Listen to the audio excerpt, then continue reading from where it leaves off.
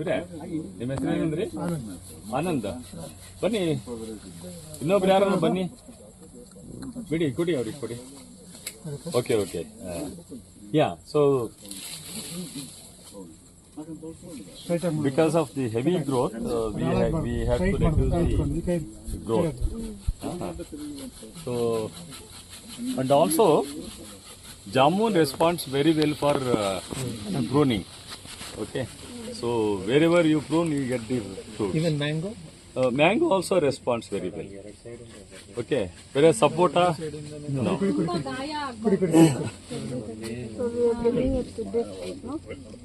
Support ಮಾಡಬಾರ್ದು ಅಂದ್ರೆ ತುಂಬಾ ಕಡಿಮೆ ಸಪೋರ್ಟಾಗೆ ಮಾಡೋ ಅವಶ್ಯಕತೆನೇ ಬರೋದಿಲ್ಲ, ಯಾಕಂದ್ರೆ ವೆರಿ ಸ್ಲೋ ಗ್ರೋತ್. ಅಂಡ್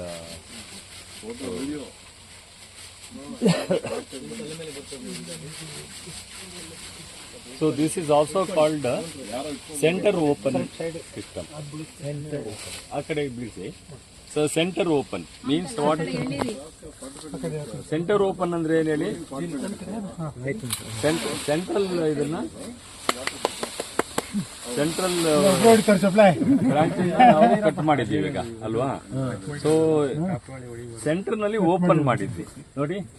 ಈಗ ಓಪನ್ ಮಾಡಿರೋದ್ರಿಂದ ಕಂಪ್ಲೀಟ್ ಎಲ್ಲದಕ್ಕೂ ಸನ್ಲೈಟ್ ಗಾಳಿ ಎಲ್ಲ ಬರ್ತದೆ. ಹೇಳ್ತೀನಿ ಒಂದು. ಓಕೆ, ಸೊ ಈಗ ಮಾಡಿದೀವಲ್ಲ, ಇನ್ 6 months 1 yearಲಿ ಮತ್ತೆ ಹಂಗೆ ಬಂದ್ಬಿಡ್ತದೆ, ಅಷ್ಟು ಗ್ರೋತ್ ಬರ್ತದೆ. ಆಮೇಲೆ ನೀವು ಕಟ್ ಮಾಡಬೇಕು. ಓಕೆ, ಸೊ ಈಗ ಇಷ್ಟ ಮಾಡಿದ್ಮೇಲೆ ಏನು ಮಾಡ್ತೀವಿ? ಸ್ಮಾಲ್ ಬ್ರಾಂಚಸ್, ಡ್ರೈಡ್ ಬ್ರಾಂಚಸ್ ಅನ್ನ ರಿಮೂವ್ ಮಾಡ್ತೀವಿ. ಸೊ ನೋಡಿ, ಆ ಥರ ಏನಾದ್ರು ಇದೆಯಾ?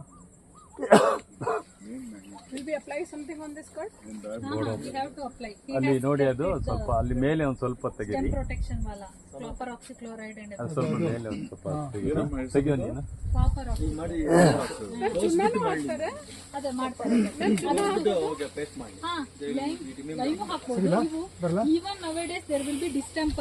ನಿಮ್ಗೆ ಮಳೆ ಬಂದ್ರೆ ಹೋಗ್ಬಾರ್ದು ಅಂದ್ರೆ ವಾಟರ್ ಬೇಸ್ಡ್ ಡಿಸ್ಟೆಂಪರ್ ಬಂದಿದೆ ಇವಾಗ, ವೈಟ್ ಕಲರ್. ಹೇಳ್ತೀನಿ ಒಂದು ನಿಮಿಷ, ಅದನ್ನ ಹಾಕಿ ಇದನ್ನ ಹಾಕಿ. Please listen. ಇನ್ನು ಸ್ವಲ್ಪ ಮೇಲೆ ಮಾಡ್ಬಿಡಿ. ಅವು 3 ಬ್ರಾಂಚ್ ಇದೆಯಲ್ಲ, ಅವಾಗ ಮಾಡಿ. ಒಂದೊಂದು ಸಪರೇಟ್ ಮಾಡ್ಬಿಡ್ಲಾ? ಬೇಕು. ಸೊ ಈ ರೀತಿ ಮಾಡಿದಾಗ ನಮಗೆ ಕೆನೋಪಿ ಮ್ಯಾನೇಜ್ ಆಗ್ತದೆ ಲೋಯರ್ ಹೈಟಲ್ಲಿ. ಓಕೆ, ಸೊ ಇವಾಗ ಇದು ಕಟ್ ಮಾಡಿದ್ಮೇಲೆ ಇದು ಹೊಸದಾಗಿ ಚಿಗುರು ಬರ್ತದೆ, ಮತ್ತೆ ಗಾಳಿ ಬೆಳಕೆಲ್ಲ ಚೆನ್ನಾಗಿ ಆಗ್ತದೆ, ಮತ್ತೆ ಹೈಟು ಕಡಿಮೆ ಇರ್ತದೆ. ನೀವು ನೆಕ್ಸ್ಟ್ ಸ್ಪ್ರೇಯಿಂಗ್ ಮಾಡಲಿಕ್ಕೆ ಎಲ್ಲದಕ್ಕೂ ಈಸಿ ಆಗ್ತದೆ, ಆ್ಯಂಡ್ ಹಾರ್ವೆಸ್ಟಿಂಗು ತುಂಬ ಈಸಿ ಆಗ್ತದೆ. ಆ್ಯಂಡ್ ನೀವು ತುಂಬ ಸ್ಪೇಸಿಂಗ್ ಕೊಟ್ಟಿಲ್ಲದೆ ಇರೋದ್ರಿಂದ ಸೊ ಈ ರೀತಿ ಪ್ರೂನಿಂಗ್ ಮಾಡಿದ್ರು ನಿಮ್ಗೇನು ಈಲ್ಡ್ ಕಡಿಮೆ ಆಗೋದಿಲ್ಲ. ಸೊ ಸಪೋಸ್ ಒಂದು 30 feet ಕೊಟ್ಬಿಟ್ಟು ಈ ರೀತಿ ಕಟ್ ಮಾಡಿದಾಗ ಅವಾಗ ನಿಮಗೆ ಈಲ್ಡ್ ಕಡಿಮೆ ಆಗ್ತದೆ. ಈಗ ನೀವು ಒಂದು 15 or 20 feet ಕೊಟ್ಟು ಈ ರೀತಿ ಮಾಡಿದ್ರೆ ಸೊ ನಿಮ್ಗೆ ಅಷ್ಟೊಂದು ಈಲ್ಡ್ ಕಡಿಮೆ ಆಗೋದಿಲ್ಲ. ಓಕೆ, ಇಲ್ಲಿ ಬಿಡಿ, ಸಾಕು. ಜಾಕ್ ಫ್ರೂಟ್ ಮಾಡ್ಬೋದು, ಹೇಳ್ತೀನಿ ಅದನ್ನು. ಓಕೆ, ಈಗ ಮಾಡಿದ್ವಲ್ಲ, ಸೊ ಇದು ಮತ್ತೆ ಸ್ಪ್ರೋಟ್ ಆಗ್ತದೆ, ಮತ್ತೆ ಬರ್ತದೆ, ಮತ್ತೆ ಈಲ್ಡು ಕೊಡ್ತದೆ. ಸೊ ನಿಮಗೆ ಅರ್ಲಿ ಈಲ್ಡೂ ಕೂಡ ಬರ್ತದೆ ಈ ರೀತಿ pruning. When you do the canopy management, you get early yield also. Okay, so ಅದು ಮಾಡ್ಬೇಕಲ್ಲ ಯಾವುದು? ಹೌದೌದು, ಅದನ್ನು ಮಾಡಬೇಕು. So now when we do the pruning, so we are damaged and we have caused wound ಅಲ್ಲ. ಸೊ ಅದನ್ನು ಹಾಗೆ ಬಿಟ್ಟರೆ ಏನಾಗ್ತದೆ, ಸಮ್ಟೈಮ್ಸ್ ರೈನ್ಫಾಲ್ ಎಲ್ಲ ಆಗ್ಬಿಟ್ಟು there will be infection, water ಎಲ್ಲ ಜಾಸ್ತಿ ಆಗಿದೆ. ಸೊ ಅದಕ್ಕೆ we have to treat it with fungicides and insecticides. Okay, so insecticide like chlorpyrifos, ಆಮೇಲೆ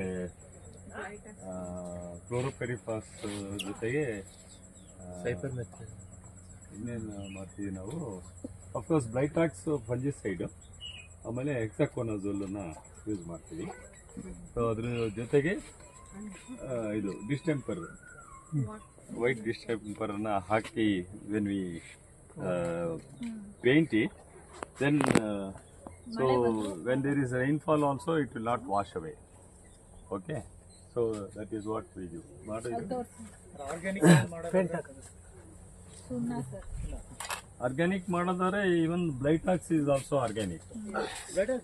ಹೌದೌದು. ಅದ್ರ ಜೊತೆಗೆ ನೀವು ನೋಡಿ ಅದು ವೈಟ್ ಡಿಸ್ಟೆಂಪರ್ ಹಾಕ್ತಾ ಇದಾರೆ ಅಂಕಲ್. ಈ ಕಡೆ ಒಂದ್ ಸ್ವಲ್ಪ ದೊಡ್ಡ ಎರಾಮಲ ಡಿಸೆಂಬರ್ ಇದು ಡಿಸ್ಟೆಂಪರ್ ಯಾಕೆಂದ್ರೆ ಮಳೆಗೆ ಮೊದಲೆಲ್ಲ ಸುಣ್ಣ ಹಾಕಿದ್ರೆ ನೀವು ಪದೇ ಪದೇ ಹೋಗ್ಬಿಡುತ್ತೆ. ವೈಟ್ ಎನಾಮೆಲ್ ವೈಟ್ ಎನಾಮಲ್ ಹಾಕು. ಅವಾಗ ನಿಮ್ಗೆ ವೈಟ್ ಎನಾಮಲ್ ಹಾಕ್ಬೋದು. ಬನ್ನಿ, ಯಾರಾದ್ರೂ ಪೇಂಟ್ ಮಾಡಿ, ಎನಾಮಲ್ ಎನಾಮಲ್ ಪೇಂಟ್ ಮಾಡಿ ಬನ್ನಿ.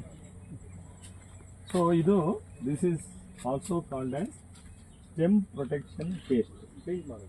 Okay, stem protection paste. ಯಾಕೆಂದ್ರೆ ಒಂದು ನಾವು ಇದು ನಾವು ಕಟ್ ಮಾಡಿದಾಗ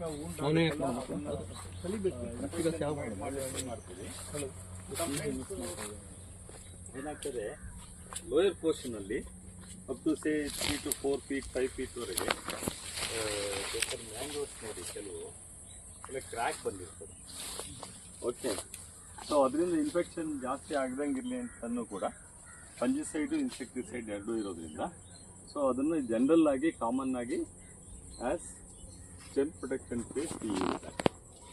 ಓಕೆ, ಸೊ ಅದು ಫಾರ್ಮುಲೇಷನ್ ಏನೇನಿದೆ ಅಂತ ಹೇಳಿ ನಿಮಗೆ ಅದು ಶೇರ್ ಮಾಡ್ತಾರೆ. ಮಾಡು, ಅಲ್ಲಿ ಕೆಳಗಡೆ ಕಟ್ ಮಾಡಿದೆಯಲ್ಲ ಅಲ್ಲಿಗೆ ಮಾಡು. copper oxychloride. That Ditox is nothing but copper oxychloride. That blue one. Okay. Blue one is copper oxychloride. ಮಾಡು ಚೆನ್ನಾಗಿ. ಆಮೇಲೆ ಎಲ್ಲೆಲ್ಲಿ ಕಟ್ ಮಾಡಿದ್ದಾರೆ ಅಲ್ಲಿಗೆ ಮಾಡು. It's actually the new innovation. It will wash out. ಅಲ್ಲಿ ಮೇಲೆ ಮಾಡು. ಇಲ್ಲ, ಮಧ್ಯೆ ಮಾತಾಡಬೇಡಿ. There is anything will discuss. ಬೇರೆಯವ್ರು ಡಿಸ್ಟರ್ಬ್ ಆಗ್ತದೆ. ಅಲ್ಲಿ ಮಾಡು ಮೇಲೆ. ಸೊ 3 ಅಡಿ ಹೈಟ್ಗೆ ಮಾಡು.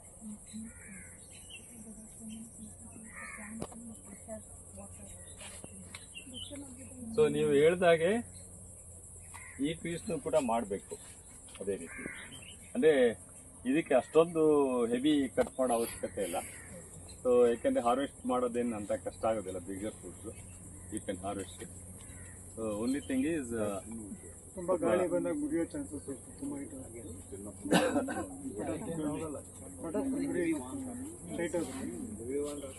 ಅಲ್ಲ, ಅದು ಸೈಡನ್ನು ಸ್ಪ್ರೆಡ್ ಆಗುತ್ತೆ. So there is no problem.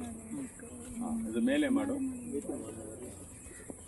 ಬನ್ನಿ, ಯಾರಾದರೂ ಹೈಟ್ ಇರೋರು ಬನ್ನಿ. ನೀವೇ ಯಾಕೆ ಬರ್ತೀರಿ? ಬೇರೆಯವ್ರು ಬನ್ರಿ. Let there be participation. ಅಲ್ಲಿ ಮೇಲಕ್ಕೆ ಅಲ್ಲಿ ರೀಚ್ ಆಗೋದು ಹೆಂಗೆ? ಸ್ವಲ್ಪ ಗ್ಯಾಪ್ ಇದೆ. ಹೈಟ್ ಇದ್ದಾರೆ. ಪೆನ್ ಮೇಲೆ ಬಿದ್ದಿದ್ರೆ ಅದು ನಾವು ಆ ಬ್ರಾಂಚ್ ಈ ಕಡೆ ಹೇಳ್ಕೊಳ್ಳೋದು. ರಬ್ಬಿ ಈ ಕಡೆ ಹೇಳಿ. ಹೇಳು ನೀನು. ಇಲ್ಲ ಬೇಡವಾ? ಇದು ಯಾವ ಸೀಸನ್ ಅಲ್ಲಿ ಮಾಡೋದು ಬೆಟರ್ ಸರ್? ಅದು ಸೊ ಈಗ ಹಾರ್ವೆಸ್ಟ್ ಆದ್ಮೇಲೆ ಮ್ಯಾಂಗೋ ಆಗಲಿ ಇದಾಗಲಿ ಯಾವುದೇ ಆಗಲಿ ಹಾರ್ವೆಸ್ಟ್ ಆದ್ಮೇಲೆ, ಇವಾಗ ಇದು ಹಾರ್ವೆಸ್ಟ್ ಮುಗೀತಲ್ವಾ, ಇದನ್ನು ಈಗ ಹಾರ್ವೆಸ್ಟ್ ಮಾಡಿದೆ. ಸೊ ಈಗ ಮಾಡಬೇಕು, ಆಯ್ತಾ? ಈಗ ಇದು ಮಾಡು. 3 ಅಡಿವರೆಗೆ ಸ್ಟೆಮ್ ಪ್ರೊಟೆಕ್ಷನ್ ಪೇಸ್ಟ್ ಮಾಡ್ತಾರೆ. ನೋಡಿ, ಕೆಳಗಡೆ ಗ್ರಾಕಿಂಗ್ ಬರ್ತಾ ಇದೆ. ಕೆಳಗಿಂದನೇ ಮಾಡು. ಬನ್ನಿ, ಮತ್ತೆ ಯಾರಾದ್ರು ಬನ್ನಿ ಮಾಡಿ. ಸ್ಟೆಮ್ ಪ್ರೊಟೆಕ್ಷನ್ ಪೇಸ್ಟ್ ಮಾಡಿ ಬನ್ನಿ. ನೋಡಿ, ಡಾಕ್ಟರ್ ಮಾಡ್ತಾರೆ. ಡಾಕ್ಟರ್ ಆಪರೇಷನ್ ಮಾಡಿ ಯಾವುದು ಸ್ಪೆಷಲೈಸೇಷನ್ ಡಾಕ್ಟರ್? ಹಾಸ್ಟೆಲ್ ಮಾಲೆ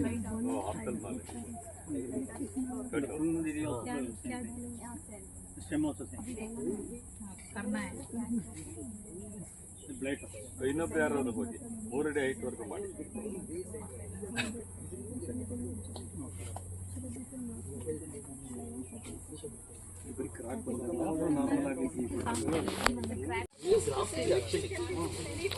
ఇంట్లో పురుగులు ఎన్ని పడిపోయినాయి చూడే. ఆల్మోస్ట్ ఆల్ ద ఫ్లైస్ దాంట్లోకి పోయి చనిపోయినాయి.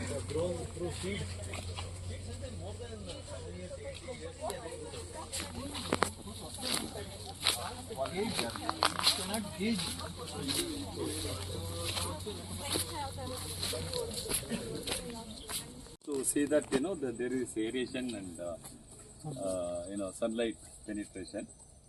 So what we do now is we'll remove the lower branches first. ಬನ್ನಿ ಯಾರಾದ್ರೂ ತಗೊಳ್ಳಿ ಅವರಿಂದನೇ ಮಾಡ್ಸೋಣ. ಅದೇನೆ ಬನ್ನಿ. ಇಂಟ್ರೆಸ್ಟೆಡ್ ಟ್ರೈನೀಸ್ ಬನ್ನಿ. ಇದು ಸರಿಯಾಗಿ ನಿಲ್ಸಿದ್ದೀನಿ.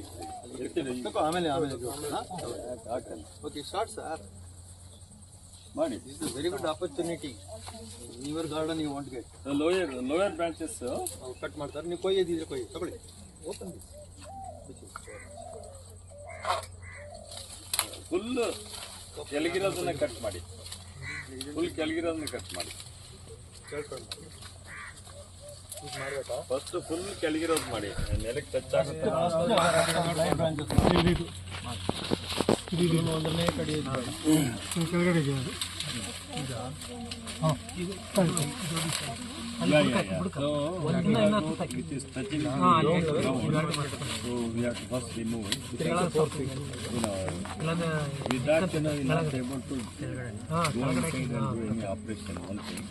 And secondly, when it flowers and fruits, so that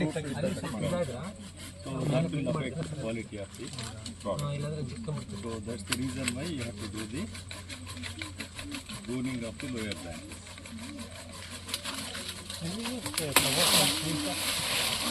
ದೊಡ್ಡದಿದ್ದಾಗ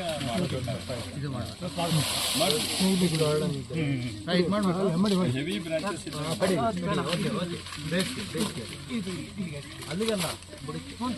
ಬನ್ನಿ ನೋಡಿ ಸಜೆಸ್ಟ್ ಮಾಡಿ. People can watch and suggest ಮಾಡಬೇಕಾ ಬೇಡವಾ. ನೋಡಿ ಇದು ನೋಡಿ ಇವೆರಡನ್ನೂ ತೆಗೀರಿ. ಇಲ್ಲ ಅದು ಬೇಡ, ನೀವು ಇದನ್ನ ತಗೊಳ್ಳಿ, ಹ್ಯಾಂಡ್ ಸಾಫ್ ತಗೊಳ್ಳಿ.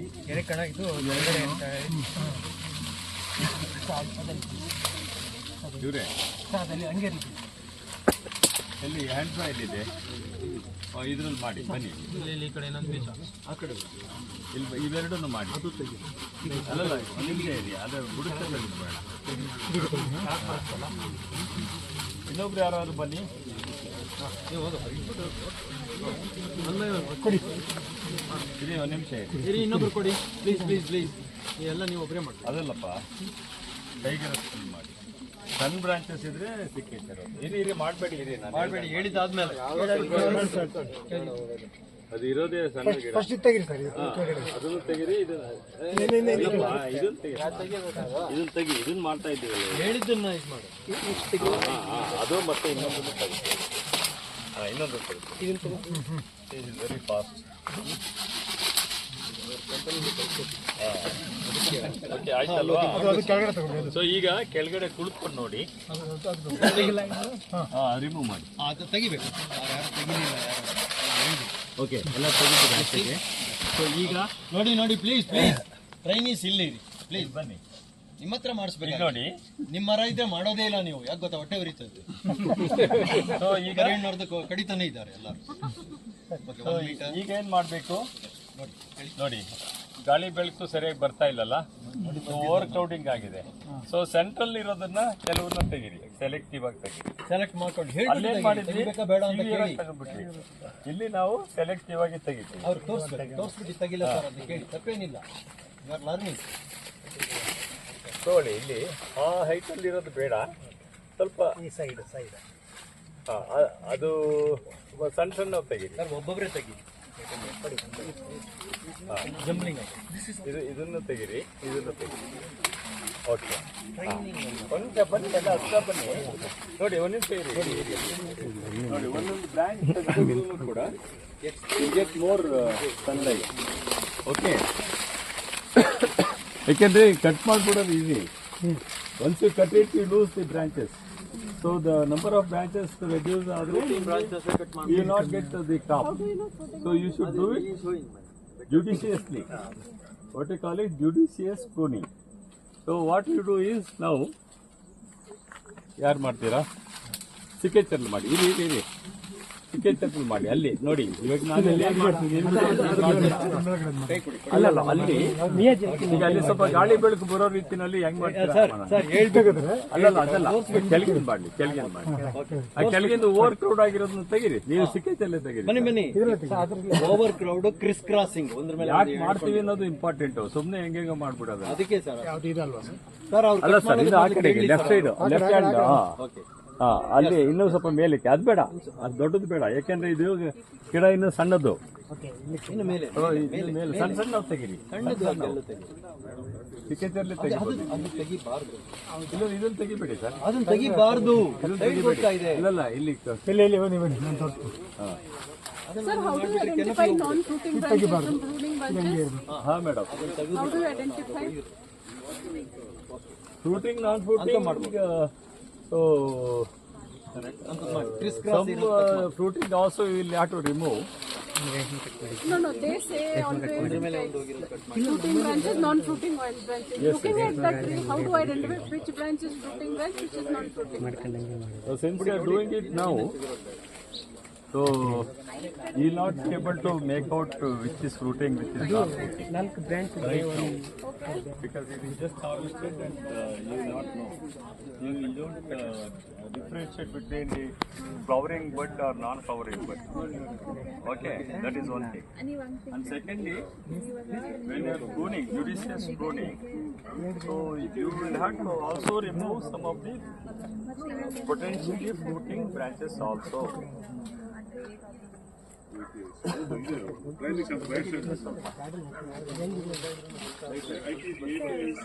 ನೋಡಿ ಇವಾಗ ಸ್ವಲ್ಪ ಎಲ್ಲ ಗಾಳಿ ಆಡ್ತಾ ಇದೆಯಲ್ಲ ನೋಡಿ. ಅಲ್ಲಿ ನಾವೇನ್ ಮಾಡೋದು, ಮುರಾಜಿನ ಕಟ್ ಮಾಡಿ ಸಾಕು.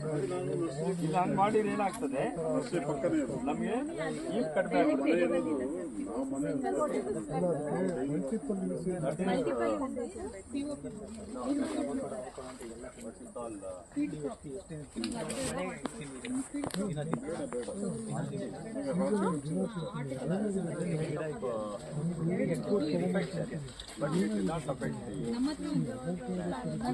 ಅದು ಡ್ರೈ ಆಗಿರ್ತದೆ.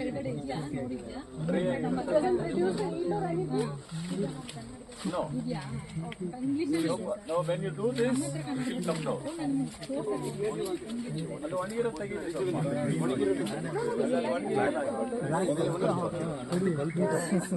ಇನ್ನೊಂದು ಸ್ವಲ್ಪ ಮಾಡಿ.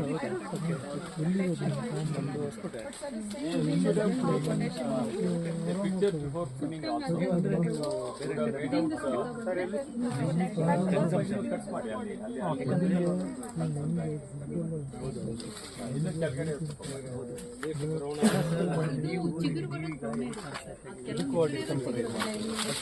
ಮಾಡಬೇಕು. ಸೇಮ್ ಅದೇ ರೀತಿ ಮಾಡಬೇಕು.